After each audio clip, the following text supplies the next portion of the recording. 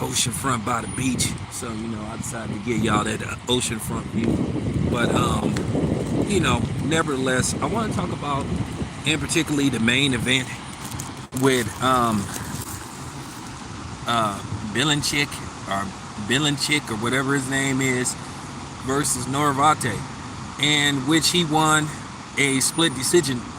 And it was funny just being in the presence of a primarily Mexican fan base. I think they heart of hearts knew that Norvate didn't win the fight. I didn't think he won the fight, and a lot of the media people didn't think he won the fight. I just thought he got outboxed. Dude had an answer for everything that Norvate tried to do. Norvate was swinging so hard and missing so bad to where he was off balance. A couple of times he got caught and clipped. You could have made an argument that he got knocked down, but at the end of the day, it is what it is. And I mean, he was just missing profusely.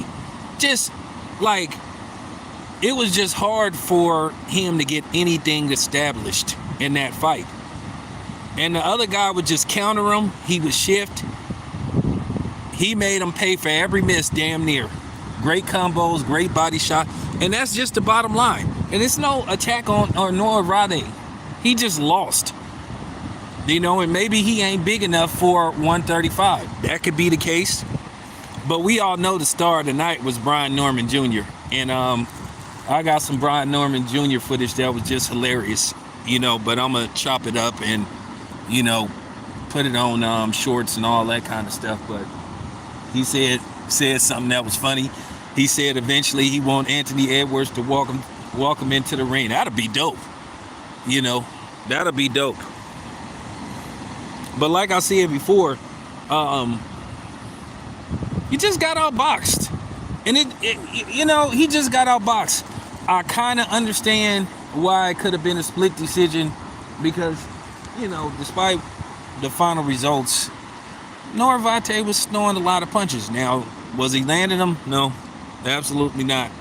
He was throwing and missing a lot of punches. He was getting countered. He was getting hit. And the other guy, he was bringing the fight to him too as well. He got clipped a couple of times and it looked like he got rocked a couple of times, but he kept fighting. It didn't discourage him from continuing to fight. And that was just the story of the fight, the tale of the tape. And that's how he ended up getting the W. So like I said before, it wasn't no robbery. And most of them people in there, they didn't say it was a robbery. They just, they just was upset about it. But you just got to keep it a buck. He didn't win the fight. You win some, you lose some. That dude was just really tough. And he must have did his research.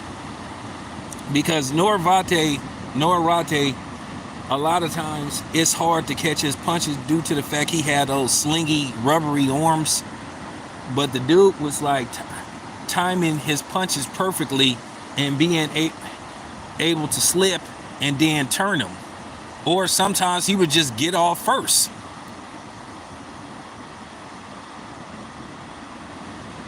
And to be honest with you, he would have been Norvate would have been food for Shakur Stevenson. When I say that would have been a one-sided beatdown. I see we got a troll. Well, you gone. You're gone.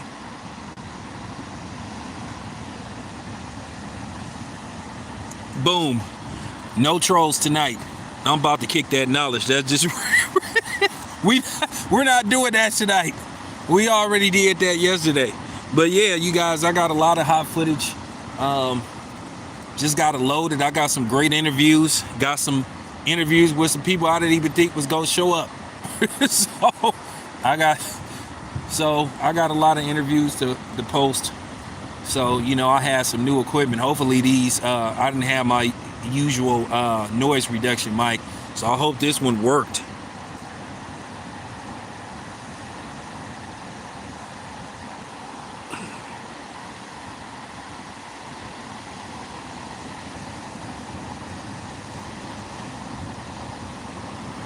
And I'm not even gonna lie, and I'm not even gonna front. The main event wasn't that hot. Now I will say something about Richard Torres. Richard Torres, he probably had the second best fight. One thing about Richard Torres, I mean, he puts on a good show. And I got to give Richard Torres credit. I seen some improvement, in Richard Torres. I seen him mix it up, because his feints were nice. His feints and his body shots were nice. So you have seen some improvement with Richard Torres. Now, is he ready for the big boys? Nah, not right now. Not right now. I would just keep him at the pace where he is. Because, Richard Torres is a very, he's a small, well, by today's standards, he's a small heavyweight. But I give him credit. I like watching him fight. He always gives you good stuff. He comes in there. He tries to put on a show. Great personality and everything. So, But anyway, I'm about to go up in this room because it's getting a little chilly out here. But stay tuned. We'll have more footage probably tomorrow, and I will continue to talk about the aftermath of Tyson Fury being defeated by Alexander Usyk.